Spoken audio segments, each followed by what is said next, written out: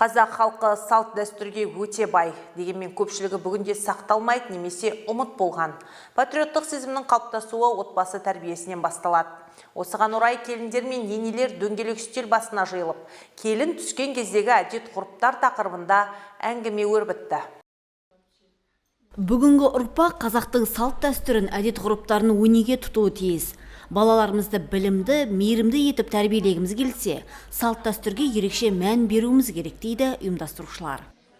Қазақ келін салт дәстүрінде көп білмейтіні жаңағы отқа май құяр. Соны май құяр кезінде қалай жасалады, соны көбісі білмейді екен. Кейбіреулер біледі екен, терін не үшін төсейді, соны жайында кейбір білетіндер бірең-сараң, тек үлкен бір екі-үш ата-ана өзінің айтып жатыр.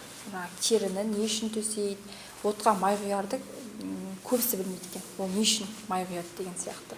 Сондай әртүрлі тақырыптар төңірегінде болды.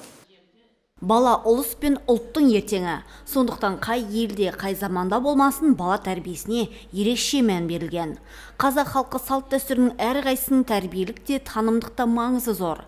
Бүгінгі жиында айтылған әңгімені әрі қарай әрбір отбасыда талқылап, жастардың бойына сіңіруіміз тиіс деген пікір де айтылды. Тек мұндай тренингтерде емес, дастархан басында отырғанда да қызыңа да келініне де айтып отыратын нәрсе құлақтарына сіңіріп, тоқып отыратын көңілдеріне. Қалалық аналар кабинеті қоғамдық қорының ұйымдастыруымен өткен шараға жиылған аналар арасында қызу пікірталас та, танымдық ойындар да болды. Еркін форматта өткен бас қосуда үзіліс жасап, шәй барысында түйген ойларын ортаға салды.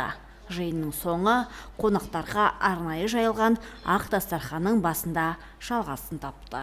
Сәуле Жолманбет, Бақытжан Ахметұлы, Жаңаөзен ақпарат.